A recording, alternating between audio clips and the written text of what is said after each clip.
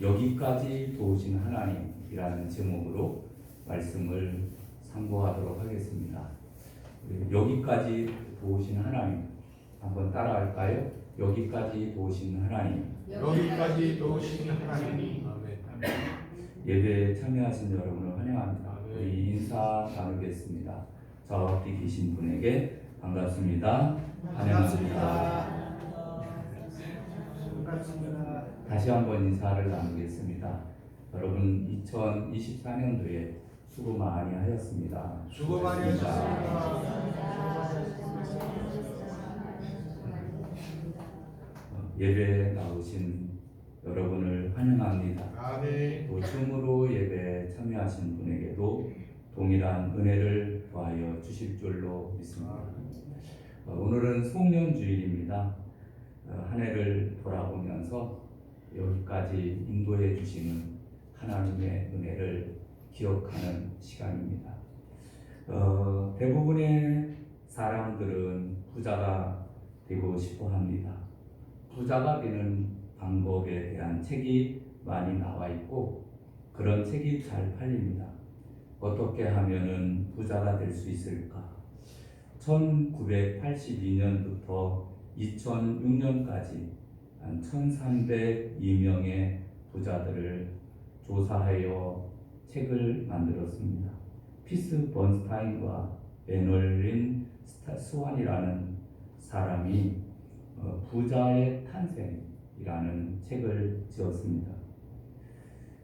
거기 보면은 첫 번째 학벌, 분위, 추진력, 둘째 모험, 셋째 행운, 그리고 타이밍, 그 다음에 네 번째 승부욕이 부자가 되는 비결이었습니다.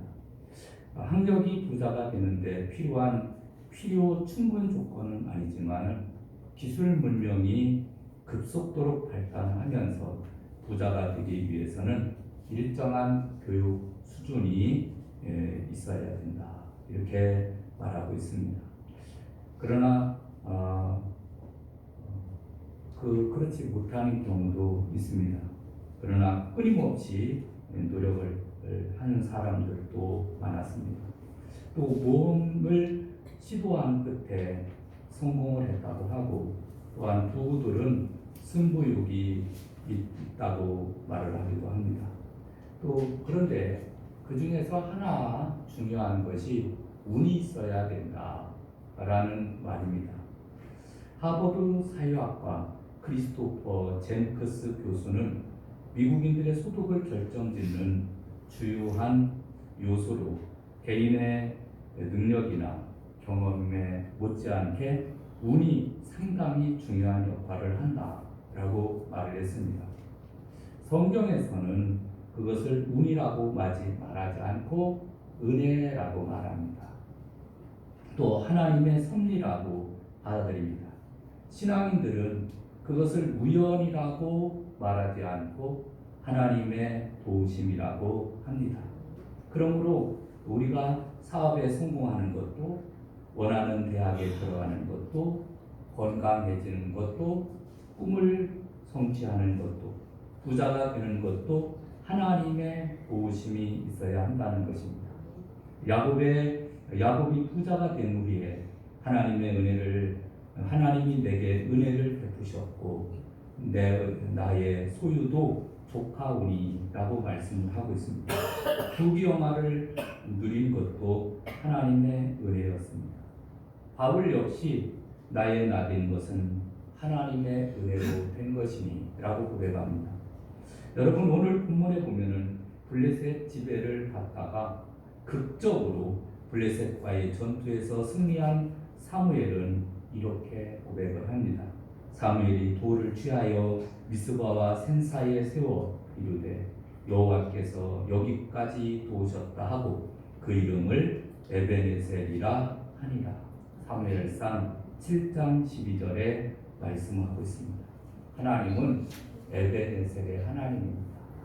2024년도 한 해를 돌아보면서 하나님이 여기까지 도우셨구나 라는 것을 생각하게 됩니다. 첫 번째, 누가 우리를 궁극적으로 도와주십니까? 라는 말씀입니다. 이것은 우리 하나님이 도와주셔야 됩니다. 살면 살수록 하나님이 도와주셔야 된다는 사실을 더욱더 절실하게 깨닫게 됩니다. 살면 살수록 모르는 것이 더 많고 인간 스스로 할 수 있는 것이 별로 많지 않다는 것을 깨닫게 됩니다. 열심히 운동한다고 모두 건강한 것도 아니고, 지혜를 짜서 힘을 다해 사업한다고 성공하는 것도 아닙니다. 공부를 잘한다고 출세하는 것도 아니고, 아무리 부유한 사람도 자그마한 세포 하나가 반란을 일으키면 쌓아놓은 모든 재산 다 놓고 가야 됩니다. 여러분, 코로나 이것은 작은 바이러스가 들어와서 사람의 몸을 휘어잡아 놓고 있습니다. 여러분, 하나님이 도와주셔야 형통한 길이 열린다는 것입니다. 인생을 수많은 어려움을 겪은 다윗은 하나님은 나를 돕는 자이시니라고 말씀합니다. 이사야는 하나님은 너를 지으시며 너를 모태에서 조성하시고 너를 도와주신 여호와라 말씀합니다. 히브리서 기자는 주는 나를 돕는 이시니 내가 무서워하지 아니하겠노라. 그가 시험을 받아 고난을 당하셨은즉 시험 받는 자들을 능히 도우시느니라. 이렇게 말씀합니다. 또 예수님은 우리를 고와 같이 버려두지 않겠다라고 말씀합니다. 세상 끝날까지 우리와 항상 함께 있으리라고 말씀합니다. 어려움을 많이 겪으신 성도님이 계실 것입니다. 하나님이 뭘 하셨느냐 이렇게 외면하지 마시고, 우리 믿음의 사람들은 아무리 힘들고 어려워도 하나님을 믿고 의지하며 살아가는 사람입니다. 여러분, 예배를 드리면서 말씀을 들으면서 에베네셀 되시는 하나님을 만나시기를 바랍니다. 이스라엘 사람들이 범죄하였을 때 법궤도 빼앗겼습니다. 범죄한 사람 제사장 엘리의 아들 두 아들이 있었는데 홈리와 비누아스였습니다. 이들은 제사를 드리는 것을 우습게 알았습니다. 그래서 결국 그들은 실패하고 수치를 당하고 말았습니다. 이스라엘 백성이 미스바에 모여서 회개하고 기도할 때 하나님이 도와주시니까 실패한 곳에 다시 승리로 삼아주시고, 슬픔에서 기쁨으로, 수치에서 영광으로 바뀐 곳이 바로 이 에베네셀의 영광입니다. 사무엘은 그 승리의 날을 기념하기 위하여 돌을 취하여 미스바와 센 사이에 세우고 에베네셀이라고 말씀을 하고 있습니다. 에베네셀이라는 것은 도움의 돌이라는 뜻을 가지고 있습니다. 하나님께서 여기까지 우리를 도우셨다라고 고백을 합니다. 여러분, 우리들도 하나님이 도와주셨습니다. 나의 등 뒤에서 나를 도우시는 주, 나의 인생길에서 지치고 고나여 매일처럼 주저앉고 싶을 때 나를 밀어주시네. 일어나 걸으라, 내가 새 힘을 주리니 일어나 너 걸으라, 내 너를 도우리. 나의 등 뒤에서 나를 도우시는 주, 평안히 길을 갈 때 보이지 않아도 지치고 고나여 넘어질 때면 다가와 손 내미시네. 일어나 걸으라, 내가 새 힘을 주리니 일어나 너 걸으라, 내 너를 도우리.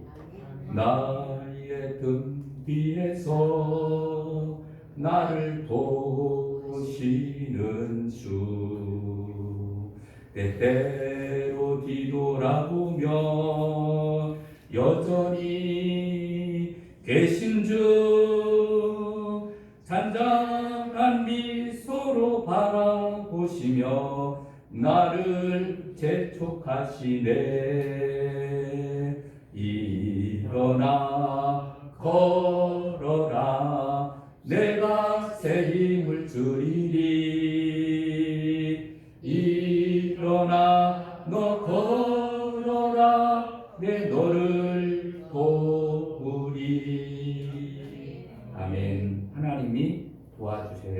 있습니다. 두 번째, 하나님은 우리를 어디까지 도와주십니까? 여러분 13절을 보면은 이렇게 되어 있습니다.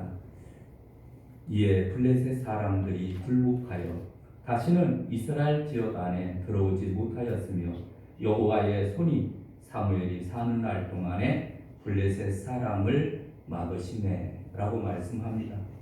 사무엘이 사는 날 동안, 여러분 사무엘이라는 이름에다가 여러분의 이름을 한번 넣어 보십시오. 누구누구가 사는 동안, 믿음의 사람 누구누구가 사는 동안 하나님이 막으시네. 여러분 참 우리가 이런 은혜를 받았으면 좋겠습니다. 사무엘이 사는 날 동안에 하나님이 보호하심으로 도와주셨습니다. 사무엘이 사는 날 동안 어떠한 적도 이스라엘을 건드리지 못하도록 해주었습니다. 이스라엘 경내에 들어오지 못하도록 해주셨다는 얘기입니다. 또 사무엘이 살아있는 동안에 회복해 주심으로 도와주십니다. 잃어버린 것들을 다 되찾게 해주셨습니다.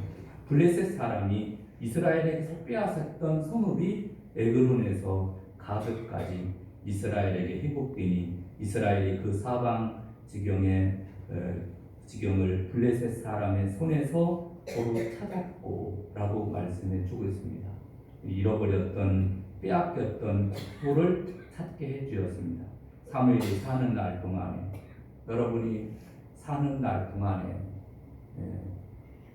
빼앗겼던 것들을 되찾으시기를 바랍니다. 사무엘이 살아있는 동안에 평화를 주심으로 도와주십니다. 하나님은 사무엘이 사는 날 동안에 이스라엘과 아모리 사람 사이에 평화가 있도록 해주었습니다. 여러분 조지 허버트라는 사람이 평화가 있는 곳에는 하나님이 계신다. 그러나 불화가 있는 곳에는 마귀가 있다라는 말을 했습니다. 여러분 또 주어진 사명을 완수할 수 있도록 도와주십니다.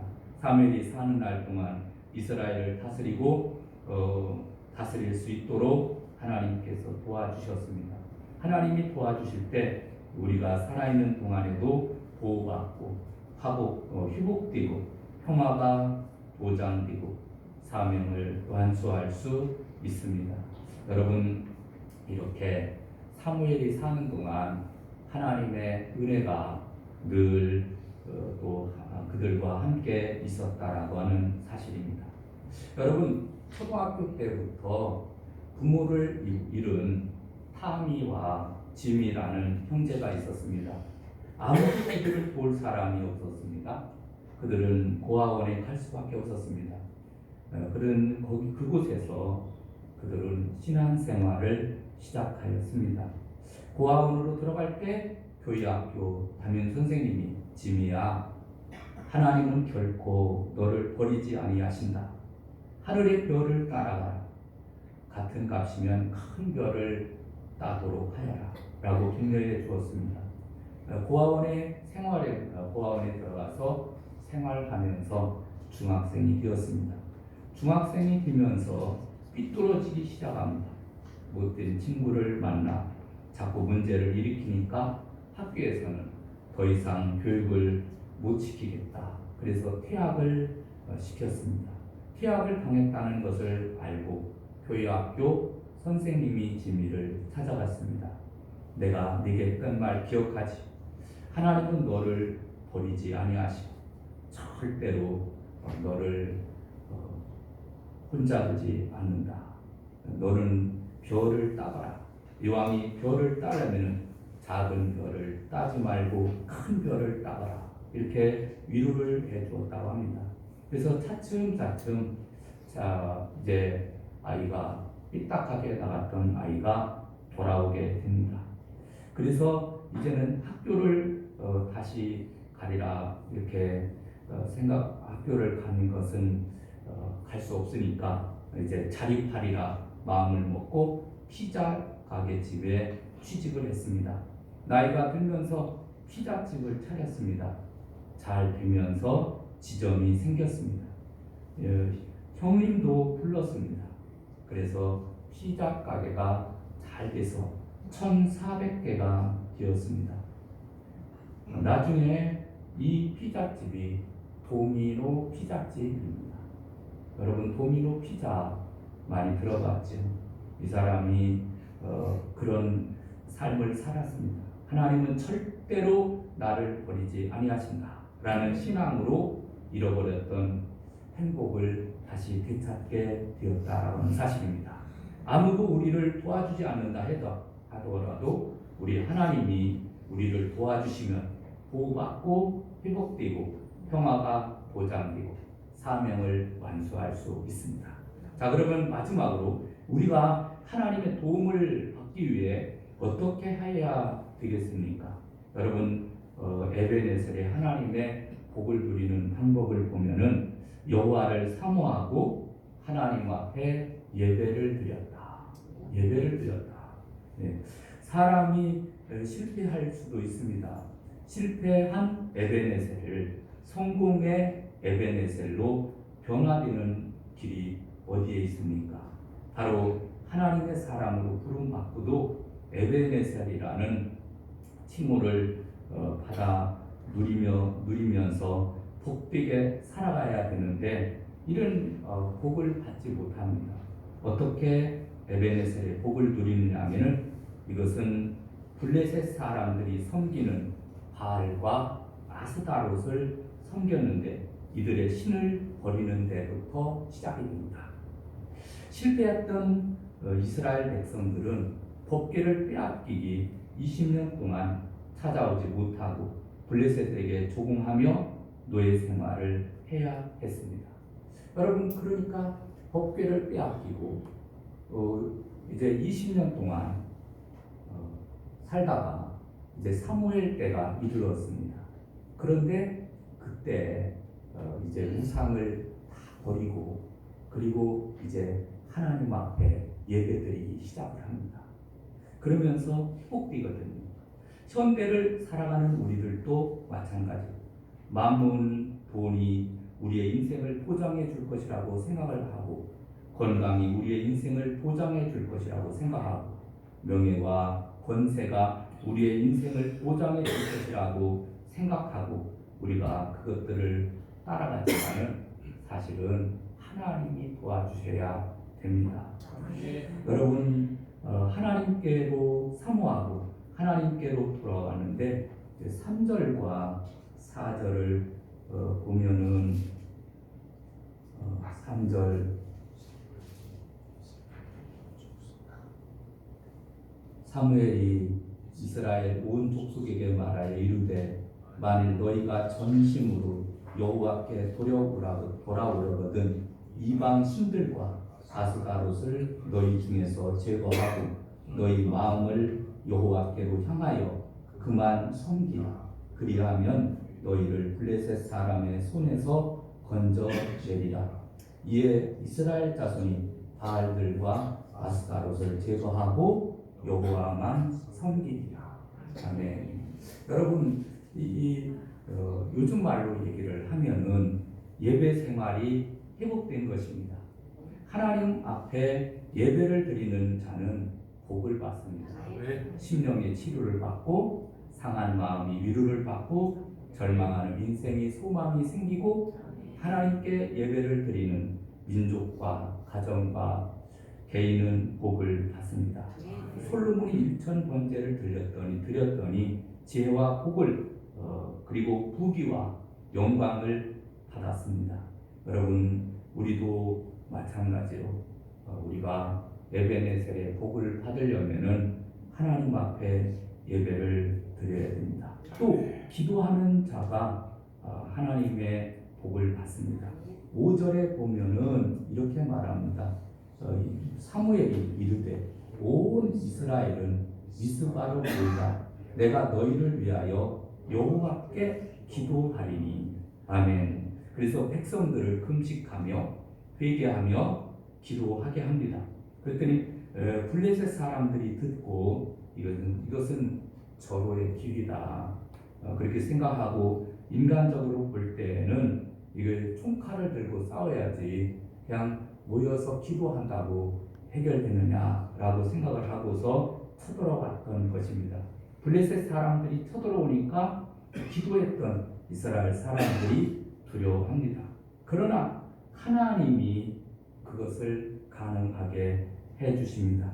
하나님이 어떻게 해주시느냐 하면은 8절 이스라엘 사람들이 이스라엘 자손이 사무엘에게 이르되 당신은 우리를 위하여 우리 하나님 여호와께 쉬지 말고 부르짖어 우리를 블레셋 사람들의 손에서 구원하게 하소서 하니 사무엘이 젖 먹는 어린 양 하나를 가져다가 이스라엘 온전한 번제를 여호와께 드리고 이스라엘을 위하여 여호와께 부르짖으며 여호와께서 응답하셨더라. 아멘. 그럼 어떻게 응답을 하셨느냐? 10절 사무엘이 번제를 드릴 때 블레셋 사람이 이스라엘과 싸우려고 가까이 나오매 그날에 여호와께서 블레셋 사람에게 큰 무리를 바라여 그들을 어지럽게 하시니 그들이 이스라엘 앞에서 패한지라. 아멘. 여러분 이게 하나님의 역사입니다. 기도하면은 하나님께서 다 이기게 하십니다. 여러분 우리는 하나님 앞에 어떤 문제가 있다 하더라도 하나님 앞에 기도해야 될 줄로 믿습니다.